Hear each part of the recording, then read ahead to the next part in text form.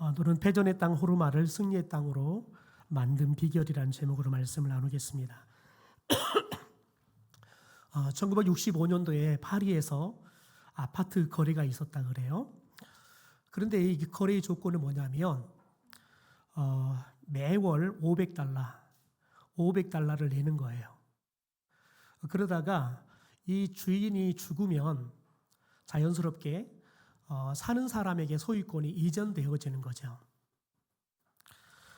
그런데 이 아파트를 사는 사람은 47 먹은 중년의 남자였고요. 아파트를 파는 사람은 90 먹은 할머니였습니다.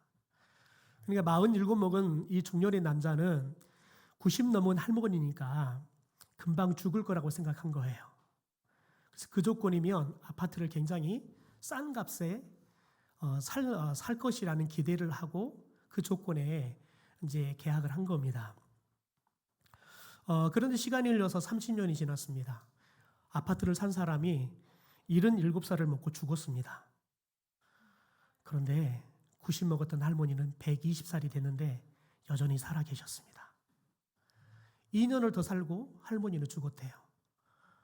그래서 아파트를 산 자녀들에게 이 아파트가 이전이 됐다는 거예요. 그런데 그 시세보다 아파트 값을 훨씬 더 많이 치르고 아파트를 사게 되었다는 거예요.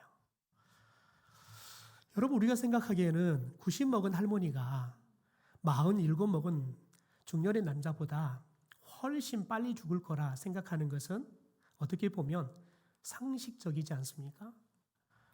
그런데 여러분, 세상의 이치가 우리의 상식 같은, 여러분, 우리가 상식처럼 세상의 이치가 돌아가지는 않아요. 우리가 생각하는 것처럼, 우리가 계획하는 것처럼 세상은 돌아가지 않는다는 거죠. 2024년 새해를 시작한 지도 벌써 한 달이 지나고 이제 벌써 2월 4일이 되었습니다. 여러분의 새해를 시작하면서 하나님 앞에 품었던 소망과 또 올해 하나님 앞에서 했으면 좋겠다 계획했던 일들을 얼마나 이루고 계십니까?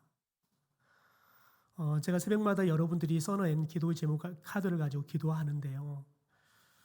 근데 거기 보면 여러분들이 여러 가지의 기도의 제목들을 써놨어요. 그런데 제가 충분히 이분이 하나님 앞에 기도한 대로 지금 하고 있는지 안 하는지 알 수 있는 기도의 제목들이 있어요. 그런데 보니까 한 일주일 하시더니 일주일이 지나니까 하지를 않으세요. 그래서 제가 이분을 위해서 기도하는 게 좋을지 안 하는 게 좋을지 요즘은 좀 헷갈려요. 왜냐하면 하는 거 보니까 제가 기도해도 응답이 안 될 것 같아요. 그래서 헷갈려요. 그러나 저는 하나님을 믿기에 그분을 믿지 못하지만 하나님을 믿기에 매일 새벽마다 기도하고 있습니다. 제가 초등학교, 국민학교 다닐 때 방학이 되면 늘 하는 게 있습니다. 하루 생활 계획표를 짜는 거죠. 그러면 생활 계획표를 짜라고 하면 늘 하는 게 있어요. 그게 뭘까요? 먼저 책상을 다 정리합니다. 그리고 있는 연필들을 다 꺼내서 깎죠. 다 정리하고 난 다음에 도화지 한 장을 가로로 한번, 세로로 한번 접어요. 그러면 그 도화지의 중심이 딱 이게 어딘지 잡히잖아요. 그러면 컴퍼스로 가운데를 딱 찍어서 큰 원을 그려요. 컴퍼스가 없으면 냉면 그릇을 갖다가 그리죠. 그리고는 24등분을 합니다. 그리고 시간들을 쓰죠. 그리고 내가 잘 시간, 밥 먹는 시간, 공부할 시간 다 체크를 합니다. 그리고 이제 색연필로, 연필로 그렸던 것들을 쭉 그리고 특별히 공부할 시간들은 빨갛게 칠해가지고 공부할 시간이라고 체크하지요. 초등학교 6년을 다니면서 12번을 생활계획표를 짰습니다. 저는 그 생활계획표를 한 번 지켜본 적이 있을까요? 없을까요? 저를 어떻게 보시고 없다고 그러십니까? 단 한 번도 지켜본 적이 없습니다. 지킨 거라는 건 밥 먹는 거, 노는 것만 지켰던 것 같아요. 여러분, 이제 나이를 먹어서 그런 생활 계획표는 짜지는 않습니다. 그런데 우리들이 새해가 되면 나름대로의 올해는 작년에 못했던 것들은 좀 했으면 좋겠다. 또 작년에 부족했던 것들은 좀 더 했으면 좋겠다. 그리고 올해는 좀 새롭게 이런 일들을 했으면 좋겠다. 나름대로의 계획들을 짜죠. 여러분, 그런데 우리가 계획한 일들이 과연 우리들이 원하는 대로 또 계획한 대로 얼마나 되냐는 거예요. 여러분, 인생이 재밌는 건 뭐냐면 우리가 계획한 대로 되지 않는다는 겁니다. 그런데 더 재밌는 건 뭐냐면 특별히 예수 믿는 사람들은 우리가 계획한 것보다 되지는 않지만 시간을 지내놓고 하나님 앞에 서서 우리의 뒤를 돌아보면 우리가 계획한 것보다 훨씬 하나님은 멋있게 우리의 인생을 만들어 가신다는 거지요. 여러분이 지금 모습보다 앞으로 10년 후에 여러분의 모습이 더 아름답고 멋있게 변하는 인생이 되기를 주님의 이름으로 축원합니다. 이스라엘 백성들이 출애굽을 해서 이제 홍해 바다를 건너고 시내산까지 오는 데 있어서 그들은 승승장구했습니다. 애굽에서 10가지 재앙을 통해서 그들이 기적처럼 430년의 노예 생활을 정리하고 이제 출애굽을 하죠.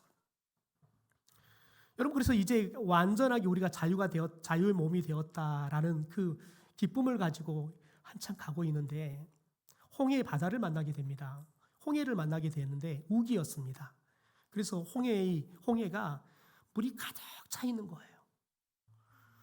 여러분, 그런데 그 바다를 건널 수 있는 어떤 도구도 없는 겁니다. 배도 없고.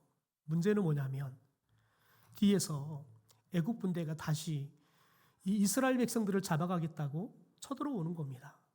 이게 첫 번째 애굽을 출애굽을 하고 난 다음에 이스라엘 백성들이 겪는 전쟁입니다.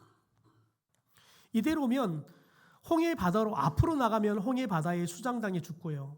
이대로 가만히 서 있으면 애굽 군대와 싸워서 이길 방안이 없습니다. 다 죽게 생겼습니다. 그러니까 백성들이 모세를 아론을 원망하지요. 그때 모세가 하나님 앞에 기도합니다. 하나님이 그때 뭐라고 응답하시냐면 너희들은 가만히 서서 오늘 너에게 내가 행하시는 구원을 봐라 라고 이야기하지요. 그래서 하나님께서 먹구름을 보내서 지금 쳐들어오고 있는 애굽 군대를 혼란케 해서 더 이상 앞으로 나아가지 못하도록 막습니다. 그린 동쪽에서 바람을 불어 와서 홍해 바다를 양쪽으로 가릅니다. 그리고 물벽을 만들죠. 그래서 이스라엘 백성들이 그 물벽 사이로 어제까지만 하더라도 분명히 물이 가득했던 그 홍해 바다가 마른 땅이 되어서 이 물벽 사이로 이스라엘 백성들이 다 건너가는 거예요. 생각해 보십시오. 여러분, 오늘날도 실은 우리들이 물벽 사이를 걸어간다는 것은 거의 상상이 불가능합니다. 우리들이 그걸 조금 간접적으로 경험한다 그러면 아쿠아룸을 가면 큰 수족관 속에 우리들이 유리로 되어 있는 것들을 가다 보면 그 위로 물고기들이 헤엄치고 다니는 것을 우리가 볼 수 있죠. 여러분, 그런데 우리들은 그 유리 벽이 안전하다는 믿음이 있기 때문에 거기를 그렇게 구경하고 다니는 겁니다. 여러분, 그런데 우리는 이제 그것이 안전하다는 것을 믿어요. 그러나 여러분, 그것에 대한 안전하다는 확신이 없는 사람들은 두려워합니다. 제가 캄보디아 사역자들을 한국에 초대해가지고 아쿠아룸을 선교사님이 데려갈 일이 있었는데 처음에는 그 아쿠아룸, 특별히 그 수족관에 들어가는 것을 겁을 내더라는 거예요. 왜냐하면 그게 쏟아져 버리면 물에 빠져 죽잖아요. 그러니까 처음에는 선교사님한테 저 들어가도 괜찮냐고 묻더라는 거예요. 아니, 저 봐라고 전혀 문제가 없으니까 걱정하지 말라고. 그렇게 이제 데리고 들어갔는데 나오고 나니까 그제서야 그들이 안심을 하더라는 거예요. 여러분, 그런데 이스라엘 백성들이 그 물벽 사이로 기적처럼 건너가는 겁니다. 여러분, 그때 이스라엘 백성들의 이 가슴이 얼마나 설레고 두렵기도 하고 한편으로 얼마나 신기했겠습니까? 그런데 홍해 바다를 이스라엘 백성들이 다 건너고 나니까 애국 군대가 다시 추격해 오는 겁니다. 그런데 하나님께서 홍해 바다 한가운데 애국 군대가 들어섰을 때 다시 물벽이 해제가 되면서 이 애국 군대를 완전하게 홍해 바다에 수장을 해서 다 죽여버립니다.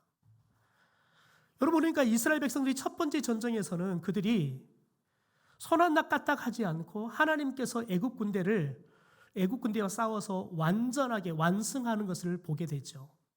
그래서 그들이 춤을 추면서 노래를 하고 하나님을 예배합니다. 여러분, 아말렉과의 전쟁은 어떻습니까? 모세가 아론과 훌의 도움을 받아서 손을 내리지 않고 기도했을 때 하나님께서 이 아말렉과의 전쟁에서 승리하게 합니다.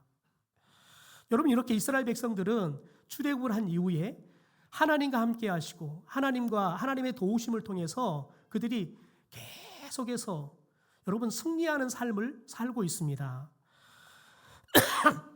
여러분, 그런데 오늘 민수기 14장에 이렇게 승승장구하던 이스라엘 백성들이 첫 번째 패전을 하는 전쟁이 등장합니다. 여러분, 생각해 보십시오. 이 전쟁에 패했을 때 이들이 얼마나 충격을 받았을겠습니까? 왜냐하면 지금까지 자기들은 안 되는 일이 없었어요. 지금까지 자기들이 지금 출애굽을 해서 오는 것도 그렇고 홍해를 건너는 것도 그렇고 아말렉과의 전쟁도 그렇고요. 기적처럼 이긴 거예요. 그러니까 그들 속에는 어떻게 보면 자기들도 모르게 이제는 패배 의식에 쩔어 있던 이스라엘 백성들이 이제는 그 패배 의식이 아니라 이제는 우리가 뭘 해도 된다는 여러분 그런 자신감들이 붙었을 거예요. 그런데 여러분, 그들이 전쟁에 패하게 됩니다. 그럴 때 여러분, 이스라엘 백성들이 얼마나 패닉 상태에 빠져버렸겠습니까? 여러분, 그런데 이스라엘 백성들이 그렇게 승승장구하던 그들이 왜 갑자기 이렇게 전쟁에 패전을 하게 됐을까요? 우리가 이스라엘 백성들이 이 전쟁에서 패전한 이유를 알려고 하면 민수기 13장의 이야기를 이해해야 합니다. 이스라엘 백성들이 시내산에서 십계명과 율법을 받죠. 또 하나님께서 이제 그들 가운데 임재하시고 함께 하겠다는 증거를 주시기 위해서 성막에 설계도를 주고 성막을 만들게 합니다. 그래서 이 시내산에서 그들이 무려 11개월을 머뭅니다. 11개월을 머물면서 하나님이 그들에게 임재해 오시고 또 말씀을 직접 십계명 판에다가 써서 주시고 또 이제 너희들이 가나안 땅에 들어가면 어떻게 살아야 되는지에 대한 율법의 말씀들을 주셨죠. 또 성막을 주시면서 하나님이 그들 가운데 임재하되 안전하게 임재해 올 수 있는 방법도 다 마련해 주셨습니다. 그래서 이제 이스라엘 백성들이 출애굽을 한 그 다음에 2월 20일 날 시내산을 출발해서 11일 만에 가데스 바네아에 도착하게 되어집니다. 여러분, 이 가데스 바네아에 도착을 해서 다시 텐트를 치고 거기에 잠깐 머뭅니다. 그리고는 각 지파에서 한 사람씩을 뽑아서 12명을 이 가나안 땅에 정탐꾼으로 보내게 되죠. 여기까지는 좋았습니다. 이 정탐꾼들이 40일 동안 가나안 땅을 정탐하고 돌아와서 정탐 결과를 보고합니다. 그런데 이 보고의 내용이 문제가 됩니다. 이 보고의 내용을 보면 12명이 공통적으로 보고하는 내용이 있고요. 완전히 다르게 보고하는 내용이 있습니다. 12명이 공통적으로 보고하는 건 뭐냐면 하나님께서 예고해 주신 대로 가나안 땅을 가서 보니까 진짜 젖과 꿀이 흐르는 정말 살기 좋은 땅이었다는 거예요. 이것은 12명이 다 동일하게 보고한 결과를 보고한 내용이었습니다. 그런데 문제는 뭐냐면 12명 중에 10명이라는 절대 다수가 이런 보고를 하는 겁니다. 그 가나안 땅은 젖과 꿀이 흐르는 좋은 땅은 맞지만 그 땅은 거인 족속이 살고 있다는 거예요. 또한 거기에 있는 성은 너무 견고하다는 거예요. 그래서 우리가 도저히 저 가나안 땅을 정복할 능력이 없다는 거예요. 오히려 우리가 정복을 하려다가 우리가 저들에게 정복을 당해서 죽을 수밖에 없는, 그래서 우리는 마치 저들에게 메뚜기 같은 존재다라고 보고를 하죠. 여러분, 이스라엘 백성들이 10명의 정탐꾼들이 이 부정적인 보고를 받고 난 다음에 밤새도록 울고 불미하면서 그들이 모세와 아론을 원망하기 시작합니다. 그러면서 뭐라고 말하냐면 이제라도 늦지 않았으니까 다시 우리가 애굽으로 돌아가자고 모세와 아론에게 요청합니다. 그러나 모세와 아론은 끄떡하지 않죠. 그러니까 이제 회중들이 더 강력하게 막 들고 일어나면서 뭐라고 말하냐면, 그러면 이제 우리 말 듣지 않는 저 모세, 아론 제쳐버리고 우리가 새로운 지도자를 뽑아가지고 우리가 다시 그 지도자를 따라서 애굽으로 돌아가자라고 사람들이 새로운 의견들을 내고 사람들이 그 의견에 동조하기 시작하죠. 이 백성들의 소요 사태가 너무 심각해지니까 모세와 아론이 이 백성들 앞에 얼굴을 땅에 대고 엎드립니다. 여러분, 그런데 이 모습을 보고 있던 여호수아와 갈렙이 화가 나죠. 그러니까 자신들의 옷을 막 찢습니다. 그리고는 백성들에게 외칩니다. 우리가 두루 다니며 정탐한 그 땅은 매우 아름답고 정말 좋은 땅입니다. 하나님께서 우리를 기뻐하시면 저들이 말한 대로 젖과 꿀이 흐르는 그 땅으로 우리를 인도하실 것입니다. 그 땅을 우리에게 주실 겁니다. 그러니 하나님을 배역하지 마십시오. 그 백성들을 두려워하지 마십시오. 그렇습니다. 그들은 우리의 밥이 될 겁니다. 그들에게는 보호자가 없지만 우리에게는 보호자 대신 하나님이 계십니다. 그러나 그들을 두려워하지 마십시오. 다시 한번 여러분, 가나안 땅의 거인들을 두려워하는 이스라엘 백성들에게 두려워하지 말라고 그렇게 이야기합니다. 여러분, 그런데 이미 이스라엘 백성들의 마음은 다 무너져 버렸어요. 이제 여호수아와 갈렙의 이야기가 들리지 않아요. 여러분, 그러니까 이제는 모세와 아론을 돌로 쳐서 죽이려고 합니다. 그 결과 하나님께서 이스라엘 백성들을 여러분 쳐서 심판하기로 결정하시죠. 그래서 하나님께서 모세를 불러서 이스라엘 백성들을 어떻게 심판할지에 대해서 이야기해 줍니다. 여러분, 하나님께서 그동안 출애굽을 시키는 과정부터 홍해 바다를 건너고 아말렉과의 전쟁에서 또 시내산에서의 시간들을 보내면서 하나님께서 그들을 지키시고 먹이시고 입히시고 승리하게 하셨던 그 하나님을 직접 그들이 경험하게 했습니다. 여러분, 그런데 그들이 여전히 10명의 정탐꾼들의 이야기를 듣고 하나님에 대한 불신을 갖습니다. 여러분, 그러니까 하나님께서 그 불신을 가진 이 이스라엘 백성들은 하나님이 약속한 그 가나안 땅을 들어가기는커녕 보지 못할 것이다 라고 경고하지요. 그러면서 여러분, 출애굽 1세대들은 광야에서 죽을 것이고 출애굽 당시 20세 이하였던 출애굽 1.5세대들 그리고 이제 애굽에 나와서 광야에서 태어난 그런 2세대, 출애굽 2세대들은 가나안 땅에 들어갈 것이다 라고 말씀하죠. 그러면서 40일 동안 특별히 정탐을 했으니까 하루를 1년으로 계산해서 너희들이 그 불신의 벌로 40년 동안을 너희들이 광야에서 방황하게 될 것이다 라고 경고합니다. 그게 우리 민수기 14장 22절과 23절 말씀입니다. 같이 한번 읽어볼까요? 같이 읽죠. 시작.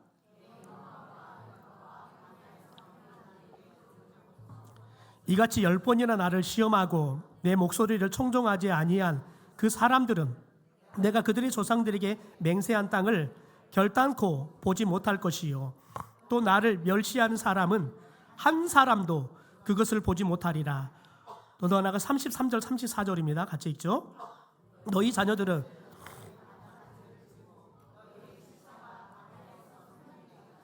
(40년을) 광야에서 방황하는 자가 되리라.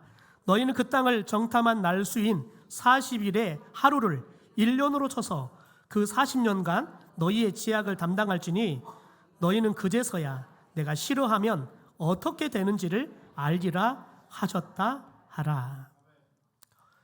여러분, 이스라엘 백성들이 11일이면 갈 수 있는 그 길을 왜 그들이 40년 동안이라는 긴 시간들을 걸쳐서 이 가나안 땅에 들어가게 됩니까? 오늘 말씀에 보니까 하나님을 불신한 그 불신한 제약 때문에 하나님께서 그들에게 징계하시는 거예요. 40년을 돌아야지만 출애굽 1세대들이 다 죽어요. 그래서 하나님께서 이 출애굽 1세대들이 다 죽을 때까지 40년 동안 내가 광야를 너희들이 방황하게 할 것이다 라고 이야기해요. 여러분, 방황한다는 말은 가야 할 길을 모르고 헤맨다는 말이 그런 의미도 들어있죠. 여러분, 그런데 하나님께서는 그들에게 너희들이 방황할 것이다 라고 이야기하지만 구름 기둥과 불 기둥으로 그들이 어디를 가야 될지 하나님께서는 알려주시죠. 여러분, 우리가 이 말씀만을 보면 이 광야의 40년은 이스라엘 백성들이 하나님 앞에 불신한, 그리고 하나님을 원망하고 하나님을 멸시한 것 때문에 당하는 죄의 결과로, 죄의 벌로 그들이 40년을 방황하면서 여러분 광야에서 죽는 거예요. 그러면서 이 40년을 통해서 깨닫는 건 뭐냐면, 내가 너희들을 싫어하면 어떻게 되는지를 내가 알게 할 것이다 라고 이야기한다는 겁니다. 여러분, 그런데 모세를 통해서 하나님의 이 말씀이 전해지는데, 모세가 이스라엘 백성들에게 와서 이 하나님의 예고의 말씀을 그들에게 전합니다. 하나님의 심판에 대한 말씀을 모세로부터 듣자 이스라엘 백성들이, 여러분, 그 이전과는, 다시 말해 10명의 정탐꾼으로부터 보고를 받고 난 이후에 그들이 보였던 모습과는 완전히 다른 모습을 보이게 되어집니다. 갑자기 여러분, 그들이 가나안 땅에 못 올라가겠다고, 우리 애굽으로 돌아가자고, 모세와 아론이 듣지 않으니까 새로운 지도자를 세워서 우리 애굽으로 돌아가자고 했던 그들이 이제는 가나안 땅으로 올라가겠다는 거예요. 가서 싸우겠다는 거예요.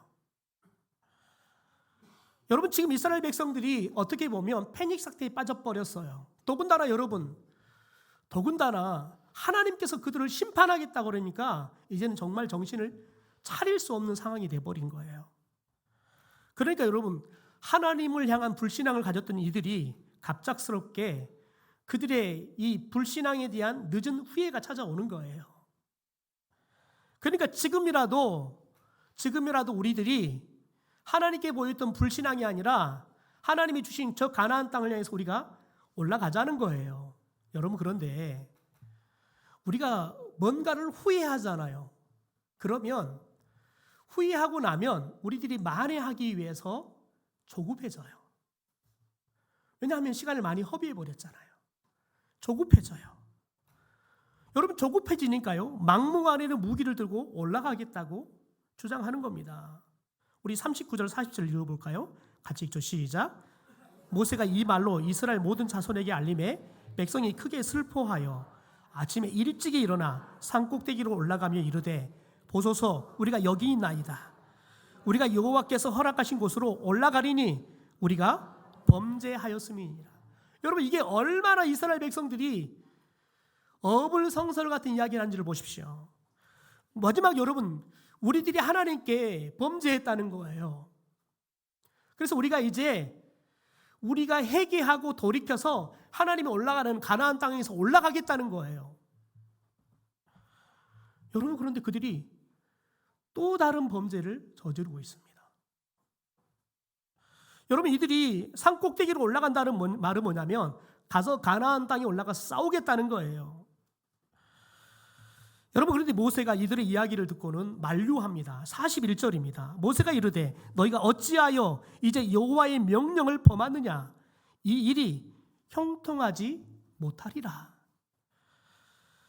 여러분, 이스라엘 백성들이 모세가 이렇게 경고하지만 모세의 말을 듣지 않습니다. 그리고는 서둘러서 아침 일찍이 모세가 만류함에도 불구하고 그냥 쳐들어 올라가는 겁니다.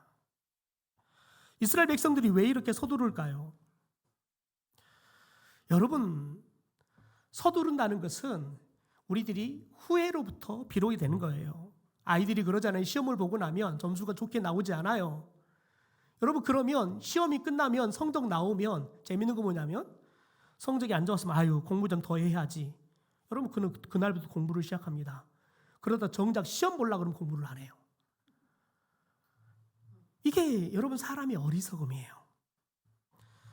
여러분, 후회하면 서두르게 돼요. 왜냐하면 후회가 깊어질수록 만회하기 위해서 서두르게 되기 때문에 그렇습니다. 여러분, 서두르면 우리들은 합리적인 선택을 못하게 돼요. 더 나아가 서두르면 여러분 우리들이 실수하게 돼요. 그러면 제 실력도 발휘를 못해요. 여러분, 그 결과 이스라엘 백성들이 지금까지 승승장구하던 그들이 처음으로 전쟁에 패하게 되는 겁니다. 우리 45절을 현대어 성경으로 같이 한번 읽어볼까요? 같이 읽죠. 시작.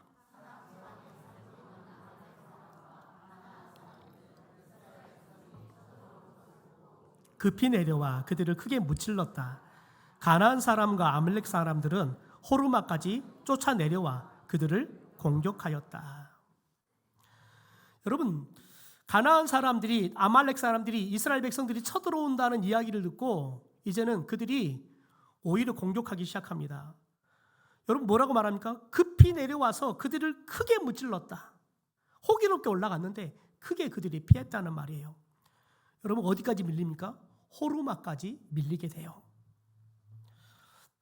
여러분, 처참하게 호르마까지 밀려서 이 호르마 땅에서 그들이 패배하고 마는 겁니다. 여러분, 이스라엘 백성들이 왜 이렇게 호르마 땅에서 그들이 패배할까요? 그 이유가 뭡니까? 여러분, 그들이 너무 서두른 나머지 하나님이 그들과 함께하고 있는지, 이 전쟁이 하나님의 뜻인지에 대해서 여러분 묻지 않았어요. 여러분, 이것을 분별하지 못했다는 거예요. 여러분, 심지어 모세가 그들에게 2번이나 경고해요. 만류해요. 우리 42절, 43절 읽어볼까요? 같이 읽죠. 시작. 여호와께서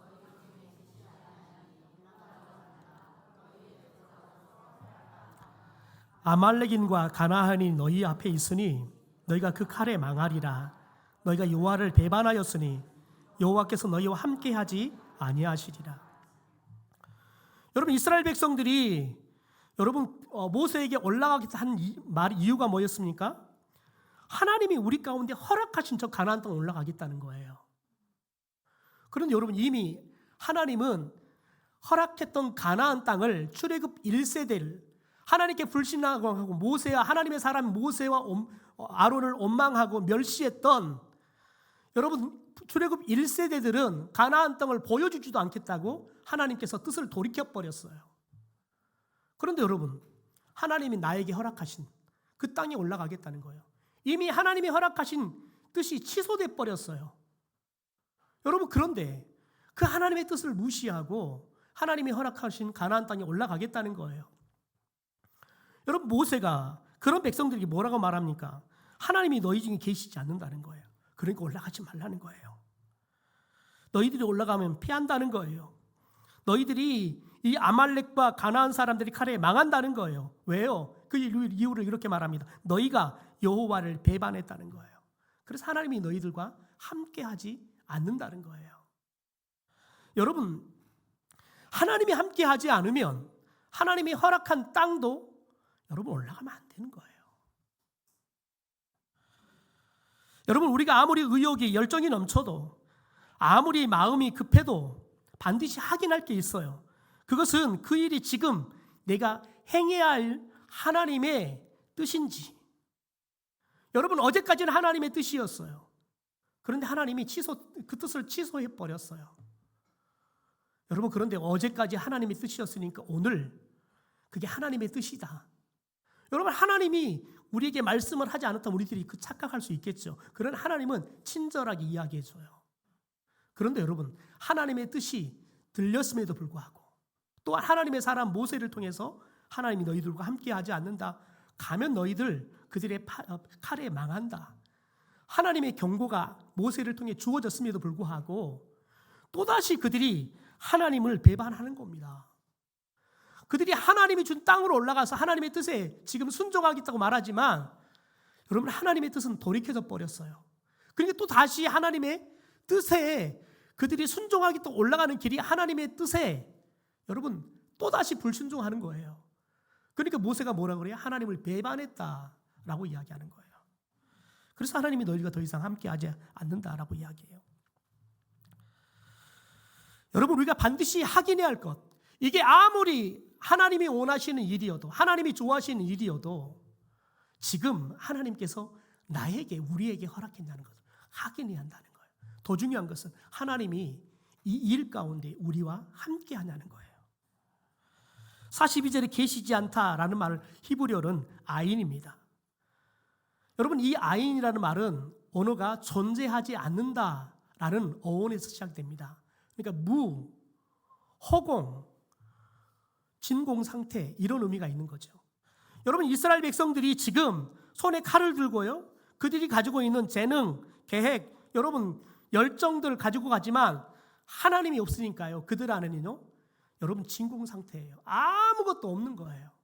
여러분 마치 여러분 우리가 낮에 보면 저녁에 보면 특별히 가게들마다 홍보하기 위해서 천으로 만든 천을 바람을 넣어서 막 홍보를 하잖아요. 여러분 그러다가 영업이 끝나면 바람을 더 이상 넣지 않으면 그렇게 거대한 홍보물이 춤을 추고 있더니 갑자기 여러분 바람이 쑥 빠져버리면 그냥 천 조각이 지나지 않잖아요.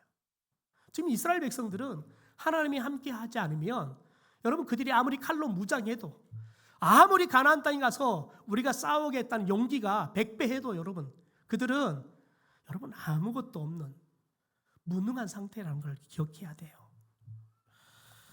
여러분 하나님이 없이 벌이는 일의 결과는 분명합니다. 잘 될 것 같아도 패배해요. 이길 것 같아도 패전해요. 얻을 것 같아도요 손에 남는 게 아무것도 없어요. 이스라엘은 지금 큰 함성과 함께 올라갔을 거예요. 그러나 그 결과는 패전에서 호르마까지 밀리는 거예요. 여러분 호르마는 파멸하다라는 의미가 있어요. 여러분 그런데 정말 그 뜻대로 그들이 정말 파멸을 당해버린 땅이 되었어요. 왜요? 하나님과 함께하지 않았기 때문에 그런 거예요. 하나님의 뜻을 쫓지 않았기 때문에 그래요. 하나님의 뜻과 하나님이 함께하심을 그들이 묻는 기도하지 않았기 때문에 그래요. 여러분 그런데 민수기 21장을 넘어가면 다시 한번 이스라엘 백성들이 이 가나안 사람들과 전쟁을 하게 되어집니다. 여러분 그런데 이 전쟁에서는 기적처럼 이기게 됩니다. 여러분 민수기 21장을 보면 배경이 이렇습니다. 네게부 사막 근처에 거주하고 있던 이 아랏 왕이 이스라엘을 먼저 공격해 옵니다. 그래서 선제 공격에서 그들이 여러분 승리를 합니다. 그래서 몇 명의 이스라엘 사람들을 포로로 잡아가게 되어집니다. 여러분 이 소식을 듣게 되죠. 여러분 그러면 우리 형제가 지금 포로로 잡혀가요. 그러면 여러분 어떤 상태가 되겠습니까? 지금 빨리 쫓아가서 죽이기 전에 해코지하기 전에 포로들을 구출해야 되지 않겠습니까? 마음이 얼마나 조급하겠습니까? 보니까 이스라엘이 전쟁을 하잖아요. 그런데 예전에는 이스라엘이 전쟁을 할 때에는 여군들도 최전방에다 내보냈대요. 근데 지금은 이스라엘이 전쟁을 하면 여군들은 절대 최전방에 내보내지 않는데요. 왜냐하면 같이 전쟁을 내보냈더니 여군들이 포로로 잡히거나 부상을 입게 되어지면 남자 군인들이 이성을 잃어버리더라는 거예요. 그래서 지휘관의 통솔을 따르지 않는 거예요. 왜냐하면 남자들은 여자들을 내가 보호해야겠다는 보호 본능이 발동하기 시작하면 누구 말도 듣지 않는다는 거예요. 그러니까 막 자기들 감정대로 막 행동해 버리니까 갑자기 오합지졸이 돼 버리는 거예요. 그래서 더 많은 남자 군인들이 죽게 되는 거예요. 그래서 아예 지금은 이스라엘이 전략적으로 이스라엘 여군들은 전쟁이 나면 평상시는 특전단 훈련을 시키지만 전쟁이 나면 전선에 내보내지 않고 후방에서 다른 일을 할 수 있도록 배려한다는 거예요. 여러분 지금 이스라엘 백성들이 이스라엘 군인들이 지금 우리의 동료들이 지금 포로로 잡혀갔어요. 첫 번째 전쟁 때보다 훨씬 지금 마음이 조급해요. 여러분 그런데 이스라엘 백성들이 여러분 서두르지 않습니다. 그들이 하나님께 나아가서 기도합니다. 우리 민수기 21장 2절과 3절의 말씀을 현대인 성경으로 같이 한번 읽어볼까요? 이쪽 시작.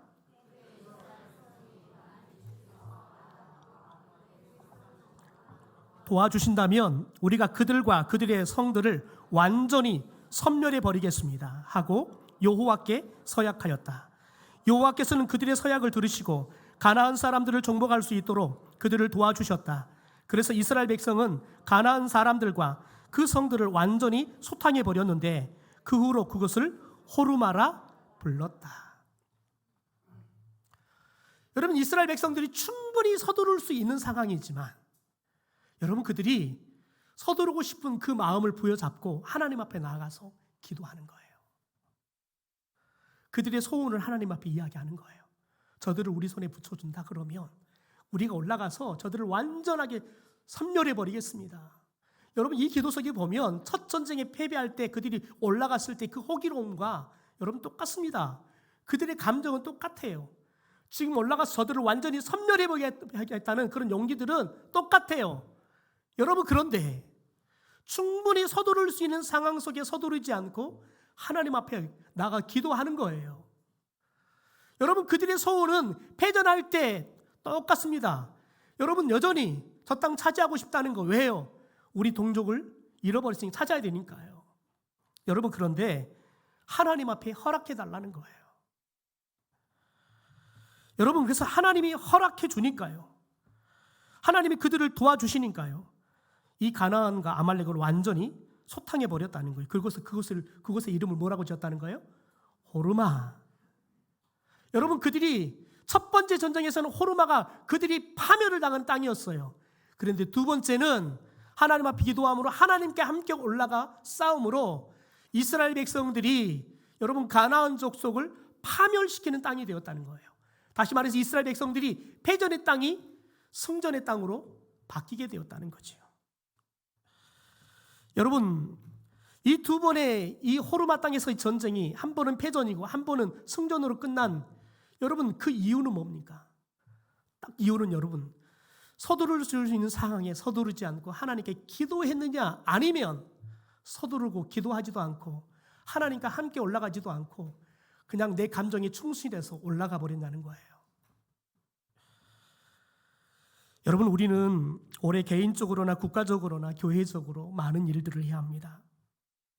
올해 무슨 일을 하든지 먼저 여러분, 저와 여러분이 하나님께 기도할 수 있게 되기를 소망합니다. 하나님의 뜻을 물읍시다. 우리의 계획이 아니라 하나님의 계획이 뭔지 물읍시다. 그리고 언제나 하나님과 함께 합시다. 여러분, 하나님은 항상 우리 편입니다. 여러분, 하나님은 항상 우리 편인데 문제는 뭐냐면 이스라엘 백성들이 하나님께 등을 돌리는 거예요. 민수기 14장 43절에 다시 한번 읽어볼까요?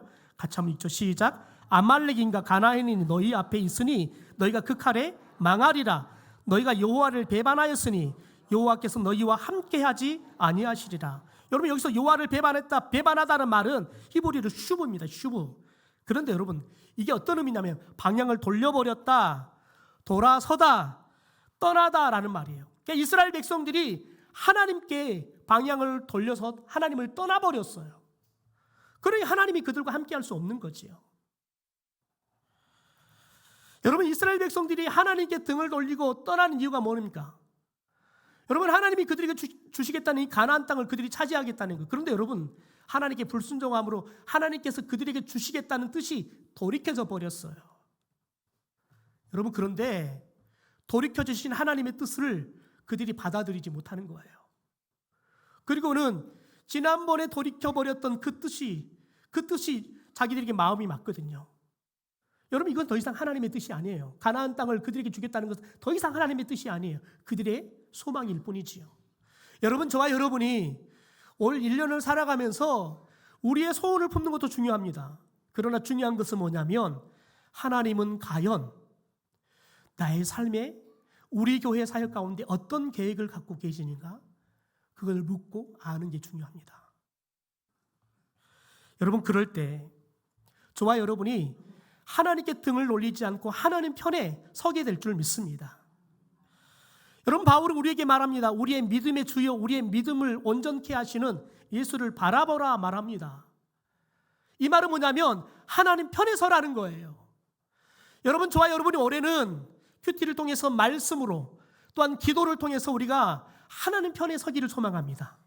그래서 하나님이 우리 편이 되어주시고 우리와 함께 해주셔서 우리를 도와주심으로 우리의 삶이 지금까지 패전하는 호르마 땅이었다 할지라도 올해는 승리하는, 오히려 우리들이 사탄의 세력을 파멸시켜버리는 승리의 땅으로 만들어가는 그런 호르마의 인생을 사는 저와 여러분이 되기를 주님의 이름으로 축원합니다.